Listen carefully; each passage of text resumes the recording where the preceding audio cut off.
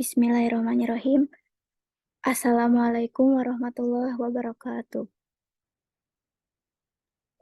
Waalaikumsalam warahmatullahi wabarakatuh. Gimana kabar teman-teman hari ini? Alhamdulillah teh sehat. Alhamdulillah. Alhamdulillah alamin. Pada kesempatan sore hari ini kita masih diberi kesempatan untuk bersama-sama mengikuti kelas virtual kita ya, walaupun secara virtual saja, tetapi tidak mengurangi semangat kita.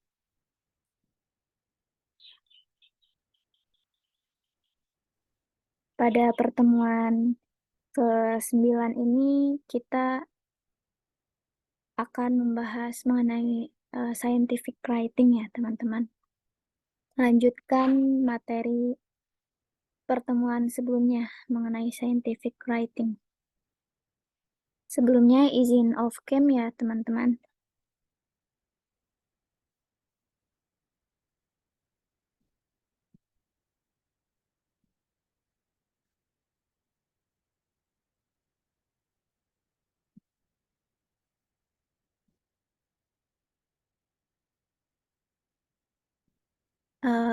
Apakah sudah terlihat share screen-nya? Sudah kelihatan belum? Sudah teh. Sudah ya. Ini kurang besar.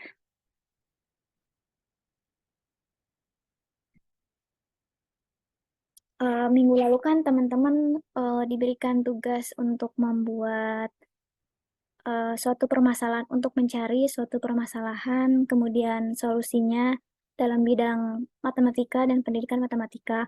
Kemudian teman-teman tuangkan solusi teman-teman tersebut ke dalam bentuk judul atau title karya ilmiah. Nah, di sini saya sudah mengumpulkan judul-judul teman-teman ya, yang kemarin mengisi Google Form sampai dengan Kamis 23.59 itu ada sebanyak 16 title, 16 judul. Oke, tanpa harus berlama-lama lagi, kita mulai dari yang pertama. Masalahnya adalah mengenai literasi numerasi siswa yang rendah. Solusinya penyediaan soal-soal literasi numerasi dalam bentuk web atau media digital yang kemudian diberikan kepada para guru agar guru bisa memberikan siswa pembelajaran literasi numerasi yang lebih beragam. Nah, judulnya Media Digital sebagai Upaya Meningkatkan Literasi Numerasi Siswa di Indonesia. Nah, judul ini sudah aktual ya, solutif, kemudian aplikatif, tetapi belum ada inovasi atau unsur keterbaruannya. Di sini kan media digital. Media digital yang dimaksud itu seperti apa dalam bentuk apa? Apakah kan media digital banyak ya, misalnya ada yang dalam bentuk game edukasi kah, atau dalam bentuk platform, atau dalam bentuk video pembelajaran, atau lain sebagainya. Ini mungkin bisa diperinci lagi media digitalnya seperti apa, supaya ada unsur keterbaruannya. Oke, kita lanjut. Yang kedua ini mengenai masalah zaman sekarang ini sebenarnya banyak sekali dari anak muda yang ingin melanjutkan pendidikannya ke jenjang yang lebih tinggi, tetapi apalah daya orang tua mereka tidak mendukung keinginannya untuk melanjutkan studi karena biaya yang akan ditanggung nantinya. Nah, khawatir tidak akan terbayar dan dari mana mendapatkan uang berjuta-juta untuk biaya keperluan kuliah. Itulah yang orang tua daerah perkampungan pikirkan. Nah, padahal mungkin saja anaknya tersebut sudah memberitahu tentang dunia perkuliahan itu seperti apa kepada orang tuanya, tetapi tetap saja ketakutan akan biaya masih saja menghantui orang tua. Nah, hal inilah yang menyebabkan anak daerah perkampungan memutuskan untuk bekerja, bahkan sampai ada yang merantau untuk mendapatkan suatu pekerjaan. Solusi yang ditawarkan yaitu mengadakan sosialisasi tentang perkuliahan yang tidak hanya berfokus pada siswa saja, melainkan juga berfokus pada orang tua, agar membantu agar membantu dalam kekeliruan atau salah paham terhadap sudut pandang kuliah yang biayanya sampai berjuta-juta tersebut. Intinya itu ya. Kemudian judulnya, pengaruh sosialisasi biaya pendidikan terhadap dukungan orang tua untuk melanjutkan studi ke perguruan tinggi. Nah, judulnya sudah aktual ya, relate dengan kehidupan sehari-hari, bahkan sampai saat ini pun masih banyak terjadi. Kemudian solutif dan aplikatif, tetapi sama seperti yang pertama tadi ya, belum ada inovasi atau unsur keterbaruan. Sebenarnya idenya udah bagus. Tadi yang pertama juga idenya udah bagus, cuman belum ada unsur inovasinya. Nah, kemudian untuk judul yang kedua ini, kaitkan dengan matematika atau pendidikan matematika. Di sini kan terkait melanjutkan studi ke perguruan tinggi. Nah, mungkin bisa dikaitkan menjadi melanjutkan studi ke perguruan tinggi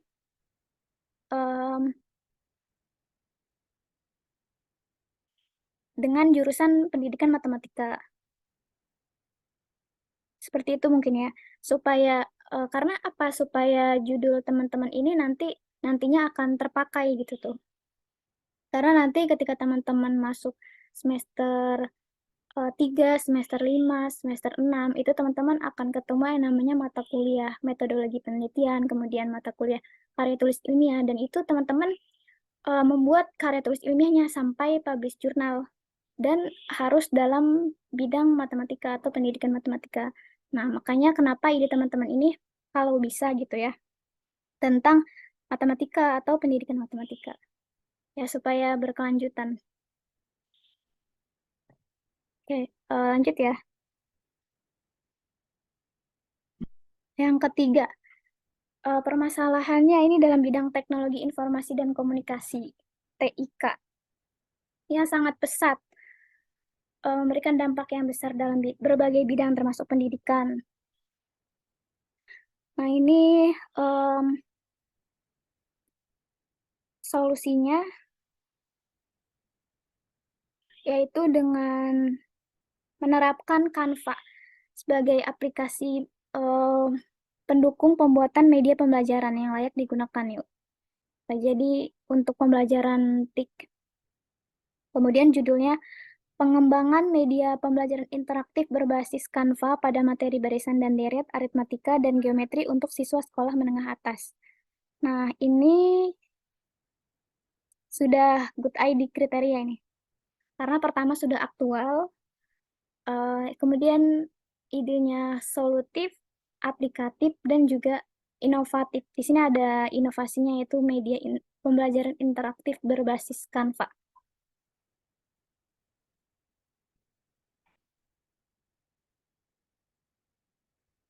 Lanjut ya. Masalah keempat. Masalahnya yaitu kesulitan matematika. Solusinya Easy Math. Easy Math. Judulnya peran Easy Math dalam mengatasi kesulitan pembelajaran matematika bagi para pelajar. Nah, sebenarnya Easy Math ini udah bagus idenya, unik. Tetapi Easy Math ini sebenarnya udah ada pada penelitian-penelitian sebelumnya ya teman-teman, tentang apa media pembelajaran yang membantu memudahkan siswa belajar matematika, dan namanya pun Easy Math. Nah, mungkin di sini Easy Math yang dimaksud itu seperti apa? Bisa diperinci lagi. Untuk ide ini udah bagus, tinggal diperinci lagi aja.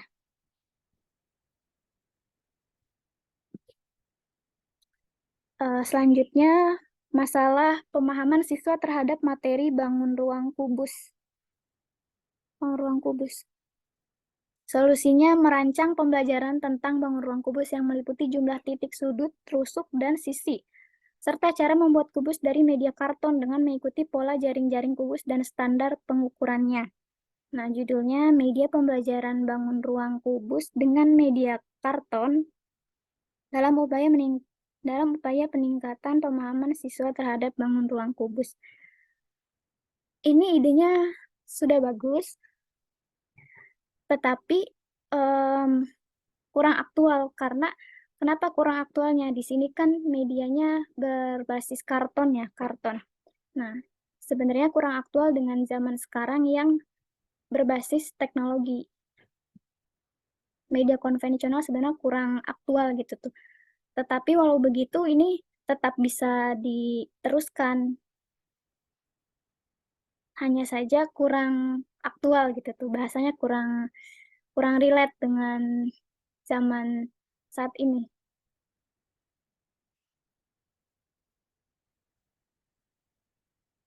Kalau misalnya teman-teman bisa membuat medianya berbasis teknologi, misalnya media pembelajaran bangun ruang kubusnya itu dalam bentuk apa ya, digital, media digital. Nah, itu akan lebih relate lagi.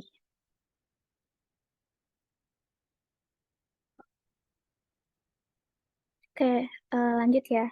Selanjutnya, masalah kesulitan siswa dalam mengerjakan soal matematika berbentuk cerita. Nah, kalau yang tadi kan kesulitan siswa pada umumnya mungkin ya. Kalau ini lebih spesifik lagi, kesulitannya dalam mengerjakan soal matematika berbentuk cerita. Solusinya meningkatkan kepercayaan diri, yang disebut dengan self-efficacy siswa, dan pemahaman guru tentang self-efficacy siswa saat pembelajaran, terutama ketika mengerjakan soal matematika.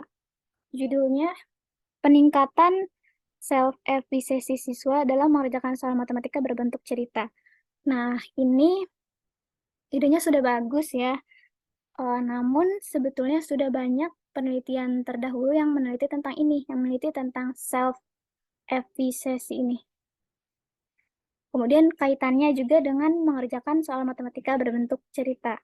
Nah, kalau teman-teman ingin menggunakan judul ini, boleh saja, tetapi alangkah lebih baiknya diperinci lagi upaya meningkatkan self-efficacy siswanya ini dengan cara apa, dengan metode apa, supaya ada inovasi atau perbedaan antara judul teman-teman dengan karya-karya sebelumnya.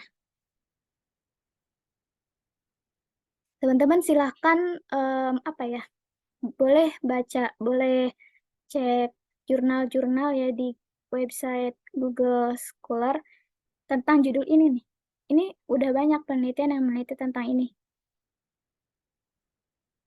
Hanya saja mungkin dengan cara atau metode yang berbeda-beda.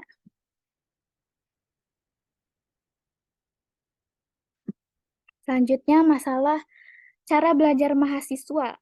Solusinya cara belajar yang baik untuk meningkatkan prestasi. Judulnya pengaruh cara belajar mahasiswa dalam meningkatkan prestasi. Ini masih terlalu general. Belum ada kaitannya dengan matematika atau pendidikan matematika. Jadi ini masih terlalu umum ya. Bisa dispesifikasi lagi judulnya. Kemudian masalah kurangnya minat belajar matematika karena adanya persepsi bahwa matematika itu sulit. Solusinya melibatkan anak dalam setiap aktivitas yang berhubungan dengan matematika sejak usia dini. Judulnya meningkatkan aktivitas matematika dalam mengembangkan minat anak. Nah, ini judulnya sudah aktual, solutif, dan aplikatif, tetapi belum ada inovasi atau unsur keterbaruan. Nah, maksudnya di sini meningkatkan aktivitas matematikanya itu dengan cara seperti apa, dengan metode seperti apa, atau dengan media seperti apa gitu tuh. Supaya ada perbedaan antara judul teman-teman sama judul-judul yang sudah pernah terbit gitu, sudah pernah ada.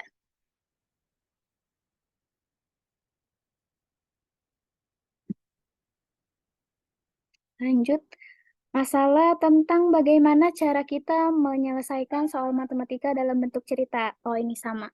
Permasalahan menyelesaikan soal berbentuk cerita. Karena sesuai pengalaman saya ketika duduk di bangku SMA atau SMP, banyak sekali permasalahan tentang bagaimana menyelesaikan soal tersebut. Dan kebanyakan siswa terkadang menyelesaikan soal tersebut itu tidak sesuai dengan rumusnya. Mereka hanya menyelesaikan dengan cara pembagian atau perkalian sesuai dengan keyakinan mereka. Solusi yang ingin saya berikan yaitu menganalisis terlebih dahulu apa kesalahan yang ada pada mereka. Nah, sehingga mereka kesulitan dalam menyelesaikan soal cerita dan apa yang dapat membuat mereka tidak mengerti akan soal seperti itu. Judulnya, Analisis Kesalahan Siswa dalam Menyelesaikan Soal Cerita. Ini masih terlalu general dan sudah banyak penelitian yang meneliti tentang ini. Nah, ini sama ya. Mungkin bisa diperinci lagi, menganalisisnya itu dengan cara seperti apa, dengan metode seperti apa, atau dengan teori apa gitu tuh.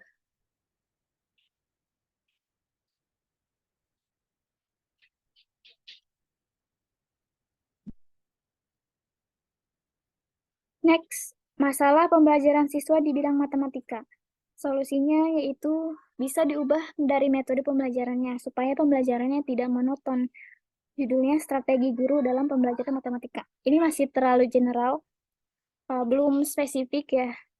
Strategi guru dalam pembelajaran matematika itu masih umum banget. Mungkin bisa dispesifikasi kembali.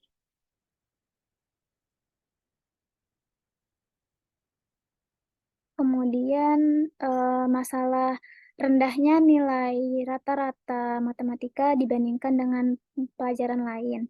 Solusinya guru matematika menerapkan konsep atau gaya belajar yang khusus. Judulnya Pengaruh Sistem Pembelajaran dari Pengajar Matematika terhadap rendahnya rata-rata nilai matematika siswa dibanding pelajaran lain.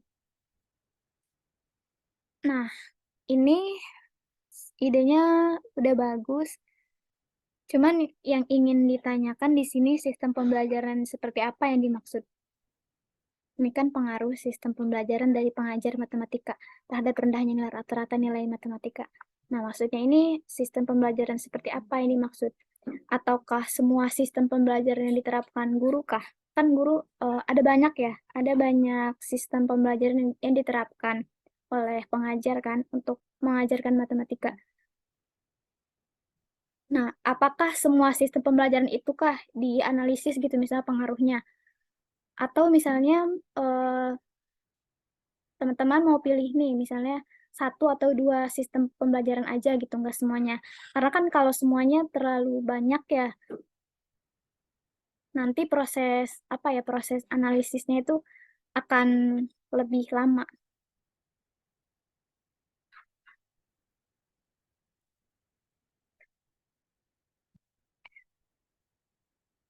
Lanjut, masalah pendidik yang menjelaskan berulang kali setiap pergantian kelas serta penggunaan ponsel pada anak di bawah umur. Nah, solusinya mengajar matematika hanya dengan membuka website khusus matematika yang berisi materi pembelajaran yang menarik seperti PPT, kuis dengan waktu seperti kuisis, video pembelajaran, dan lain-lain sehingga guru hanya menjelaskan lebih rinci terkait apa yang belum dipahami siswa dari video yang sudah ditayangkan.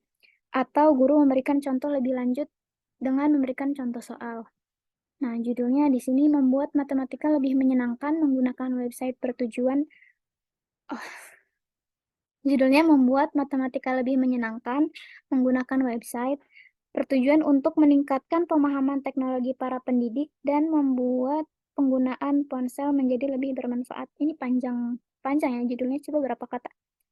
1, 2, 3, 4, 5, 6, 7, 8, 9, 10, 11, 12, 13, 14, 15, 16, 17, 18, 19, 20.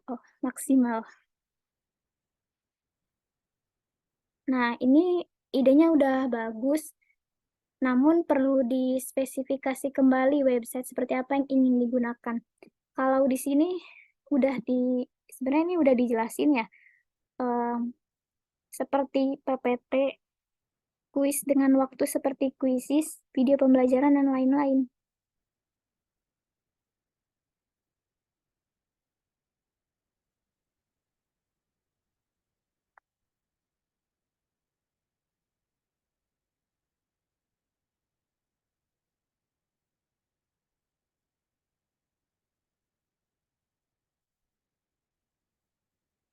Oh, ini maksudnya pembelajaran matematika dengan memanfaatkan ponsel ya?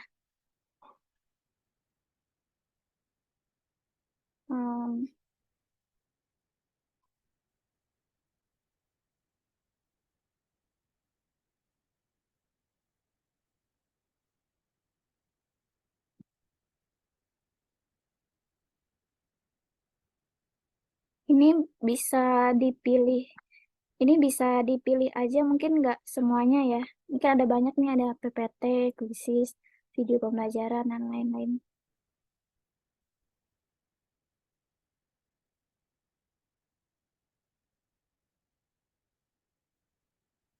Lanjut, masalah selanjutnya. Dalam pembelajaran matematika di kelas, para siswa hanya dapat mendengarkan dan memerhatikan materi yang disampaikan oleh gurunya, dan siswa tidak dapat menjelaskan apa yang ia dapat dari pembelajaran matematika tersebut. Intinya siswanya menjadi pasif. Solusinya dengan menggunakan pendekatan RME, Realistic Mathematics Education, atau pendekatan matematika realistik. Yang mana hal ini dapat membantu agar pembelajaran matematika dapat berjalan dengan interaktif. Judulnya peningkatan penguasaan materi dan pemahaman siswa dalam pembelajaran matematika melalui pendekatan Realistic Mathematics Education. Nah, ini sudah banyak penelitian terdahulu yang meneliti tentang ini, yaitu tentang pendekatan realistik matematik education dan kaitannya dengan penguasaan dan pemahaman materi siswa, materi matematika.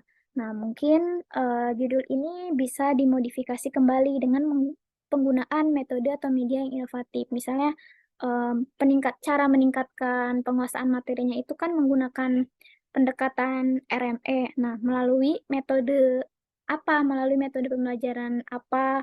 Atau melalui media pembelajaran seperti apa?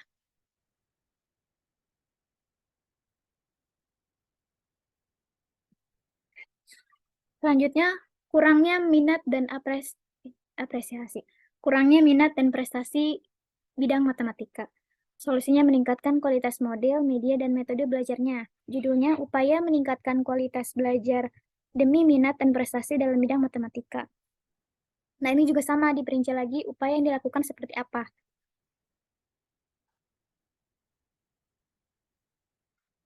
Selanjutnya, wah ini perihal kegiatan sekolah berbasis budaya atau SBB. Di SMP N3 Banguntapan diberhentikan karena dampak dari pandemi COVID-19. Guru juga kesulitan untuk mengintegrasikan pembelajaran matematika berbasis budaya serta bagaimana menyusun perangkat pembelajaran yang dilakukan secara daring. Oleh karena itu, ini tentang COVID ya.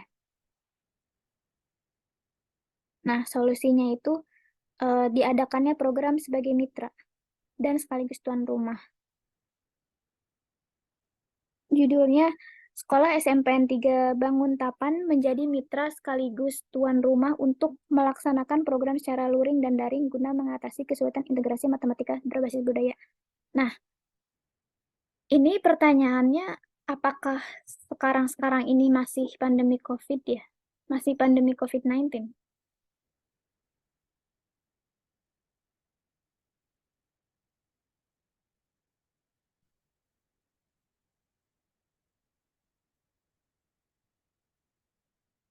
Kalau sekarang ini masih pandemi COVID-19, ide ini aktual. Tapi kalau misalnya saat ini kan udah nggak pandemi ya,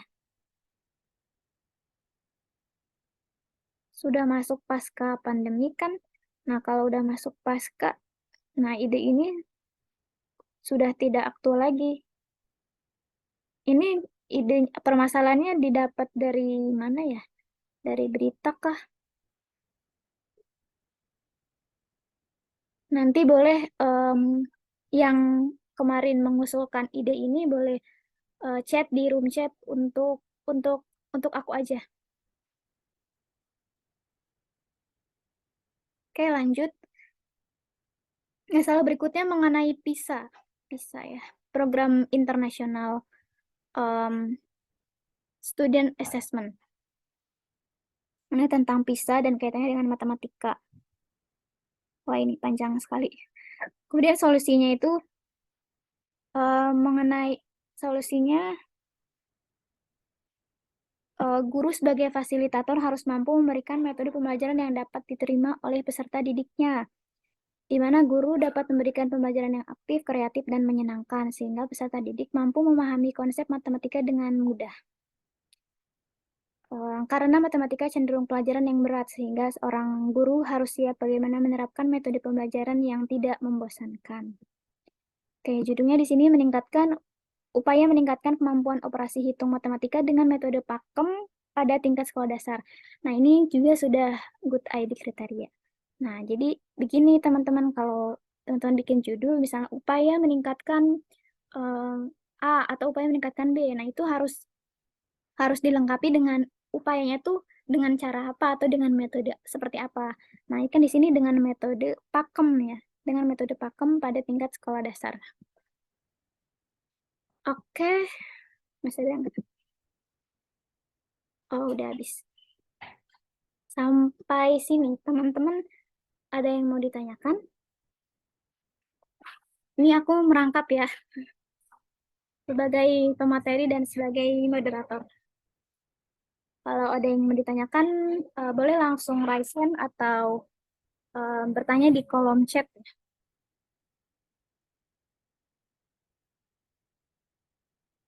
Nah, admin Nur Azizah, silakan admin. Iya teh. Punten ya teh admin Okem.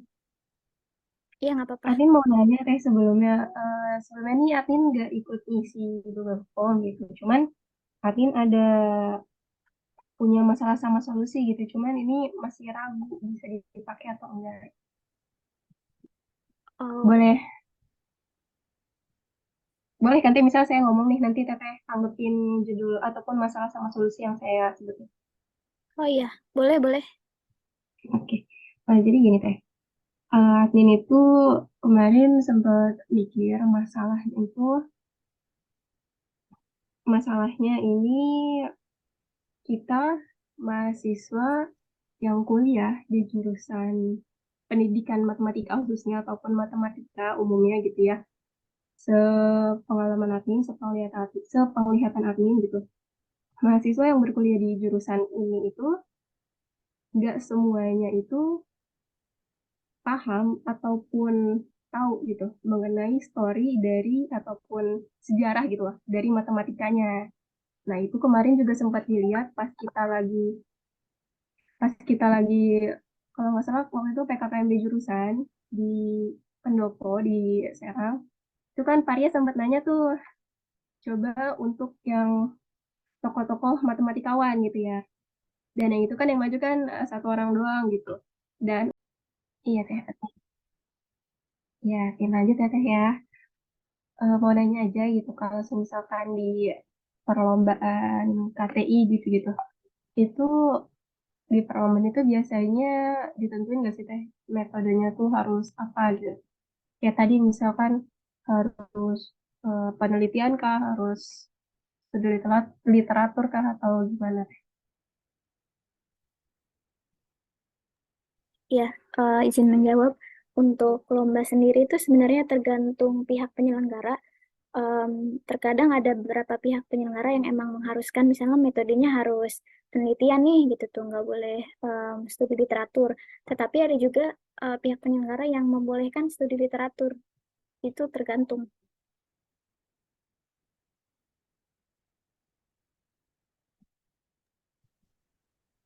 Oke teh ya Atin cukup teh terima kasih ya teh ya. Oke, terima kasih juga admin atas pertanyaannya. Aku izin menambahkan lagi ya untuk tadi perihal produk. Jadi ketika kita membuat karya tulis ilmiah terus itu bersifat produk, teman-teman jangan takut, misalnya takut nggak bisa bikin produknya nih, wah ini kayaknya terlalu tinggi nih, kayaknya saya mah nggak bisa nih, gitu. Misalnya bikin aplikasi, waduh mana bisa bikin aplikasi secanggih itu, orang IT saya aja cetek banget, bisa biasa aja atau gimana. Nah itu teman-teman jangan khawatir, karena dalam KT ini sebenarnya nggak harus kita yang bikin produk. Misalnya kita kita boleh bikin idenya itu dari kita, konsepnya dari kita, karyanya dari kita. Tapi yang bikin produknya misal kita nyuruh nyuruh orang lain, kayak misalnya kita bayar programmer, itu boleh banget. Ya itu juga yang sebenarnya disampaikan Paria, ya pernah disampaikan Paria. Em, Kemudian kalau misalnya tadi terkait yang museum, itu kan kalau misalnya teman-teman nggak sampai pembuatan produknya, itu boleh pakai metode by literatur aja. Jadi teman-teman cari literatur tentang museum sejarah matematika itu seperti apa sih, sketsanya gimana, terus teman-teman modifikasi lagi dengan ide dan konsep dari teman-teman sendiri, bikin sketsanya, bikin desainnya gitu tuh. Yang itu kemudian nanti akan diteruskan oleh peneliti-peneliti berikutnya. Jadi itu sifatnya itu gagasan futuristik, gagasan yang berkelanjutan di masa depan gitu kan. Karena kalau bikin museum kan nggak sekaligus jadi. Oke, dari yang lain ada yang ingin ditanyakan?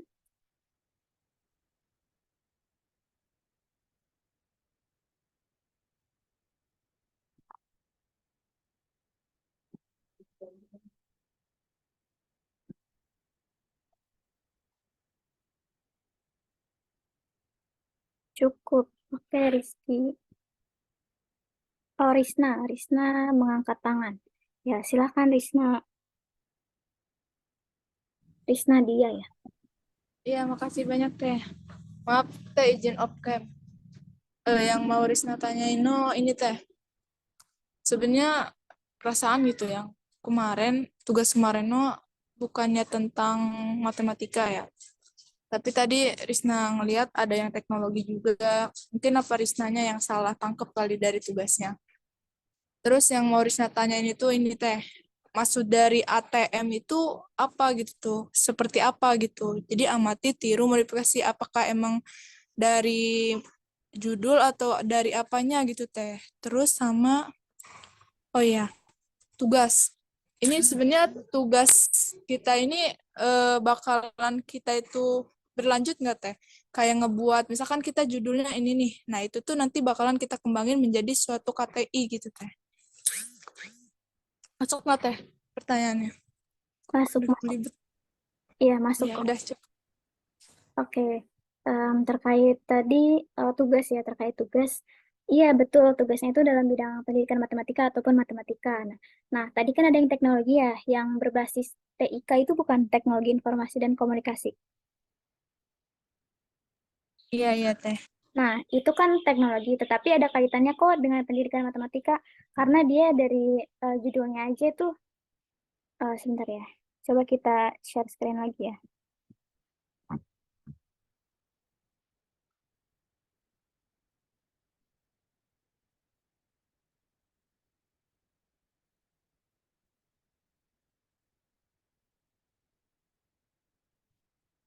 Udah kelihatan belum share screen-nya? Halo, udah kelihatan kan? Ya udah Teh. Ya, nah ini judulnya pengembangan media pembelajaran interaktif berbasis Canva pada materi barisan dan deret aritmatika dan geometri untuk siswa sekolah menengah atas. Ini udah sesuai. Dia jadi dia pemanfaatan teknologi dalam bidang pendidikan matematika.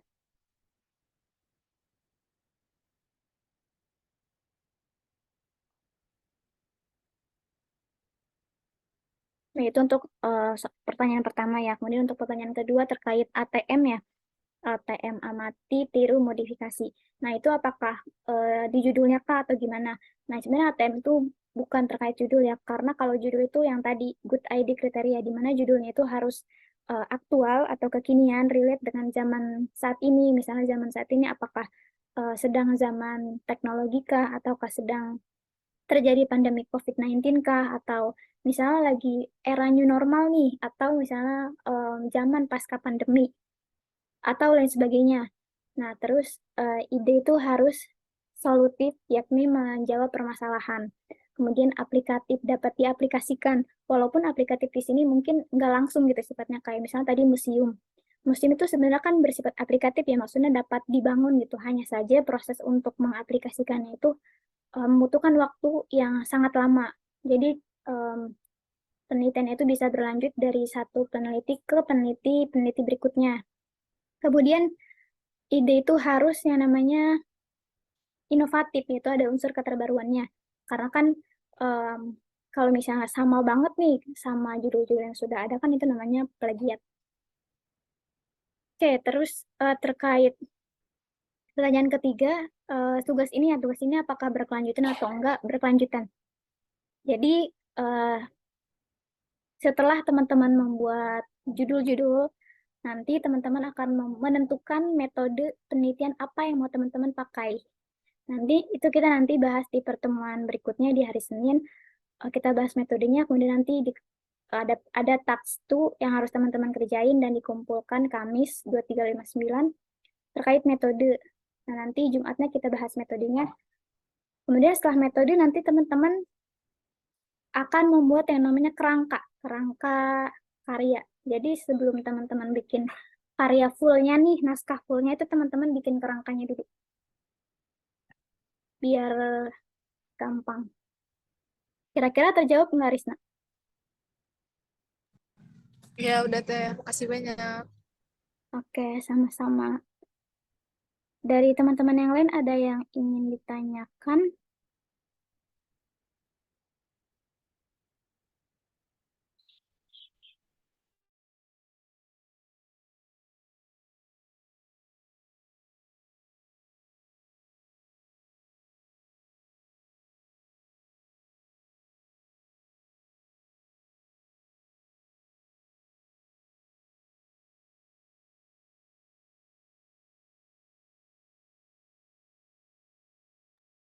Oh iya, di pertemuan sebelumnya, kalau nggak salah aku pernah bilang ya, nanti di antara ide-ide yang terkumpul atau di antara judul-judul yang terkumpul, nanti 6 judul terbaik akan aku seleksi untuk nanti di bulan Februari atau Maret mungkin em, ada yang namanya kayak, bukan pelatihan, semacam pembelajaran lebih intensif bareng aku, tetapi yang lain juga tetap, maksudnya yang em, 15 judul ini juga tetap berkelanjutan, hanya saja mungkin yang 6 judul terbaik ini ya nantinya em, mendapatkan pembelajaran yang lebih intensif. Misal untuk kalau teman-teman pengen ikut, teman-teman pengen misalnya explore ke lomba atau event-event lainnya gitu.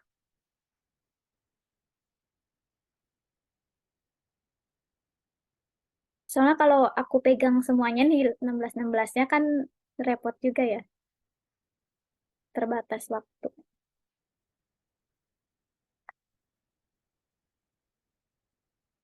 Oke, kira-kira ada lagi yang mau ditanyain?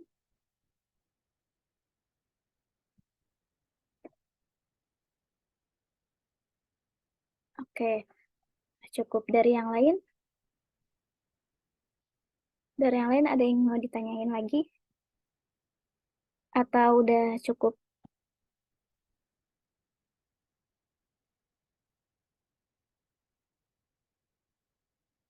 Nah, terkait judul-judulnya nanti teman-teman perbaiki lagi ya. Tadi yang misalnya masih kurang, masih belum ada keterbaruannya, terus yang misalnya belum spesifik, masih terlalu general, itu nanti diperbaiki lagi ya teman-teman. Karena nanti di task 2 teman-teman akan membuat metode, menentukan metode. Oke, Akbar ya. Kalau udah cukup, kita tutup pertemuan pada sore hari ini dengan bersama-sama membaca lafaz hamdalah. Alhamdulillahirrahmanirrahim. Alhamdulillah. Banyak teh. Oke, terima kasih banyak Makasih teman-teman banyak teh. semuanya atas pertemuan sore hari ini. Semoga materi sore hari ini dapat bermanfaat untuk kita semua.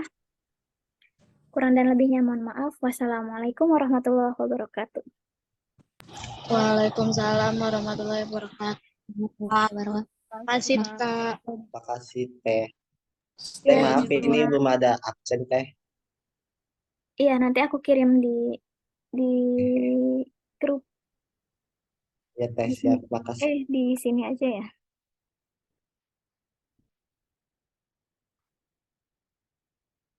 Send.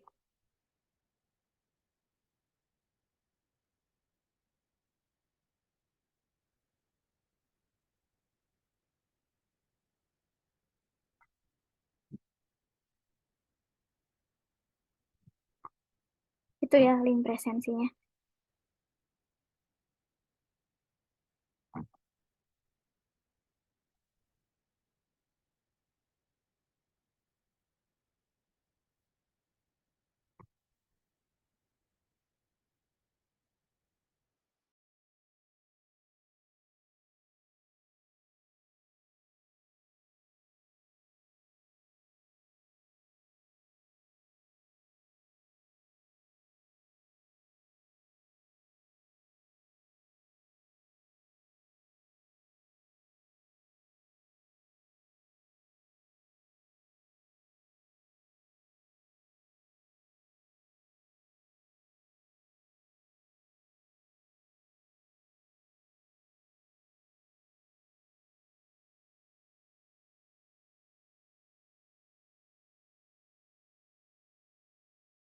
untuk yang angkat tangan pun lama gitu loh. Yang angkat tangan pun cuma satu orang, itu kan bisa menandakan kalau memang kita yang mau kuliah di jurusan matematika itu sebenarnya tuh emang belum paham gitu tentang matematika itu sendiri, historinya kayak gimana. Nah, Atin pun seperti itu gitu loh. Dan makanya solusinya ini Atin pengen buat solusi untuk masalah yang tadi itu, pembuatan media digitalnya gitu. Media digital berupa game, karena kan tidak menutup kemungkinan gitu ya, mahasiswa yang memang notabene udah bukan siswa lagi itu masih suka game gitu. Dan kalaupun cuman buku gitu ya, cuman buku untuk belajar sejarah gitu, itu Atin pun merasa kayak apa sih buku lagi gitu, kayak nggak menarik gitu.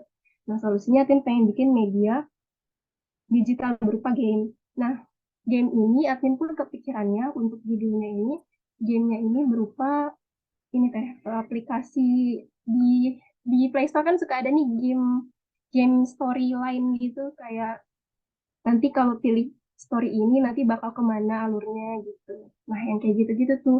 Soalnya kalau bikin game beneran bikin sendiri kan itu nggak bisa ya. Cuman kalau untuk story maker itu aku kemarin lihat ada gitu di YouTube untuk yang bikin story maker gitu. Jadi game story gitu.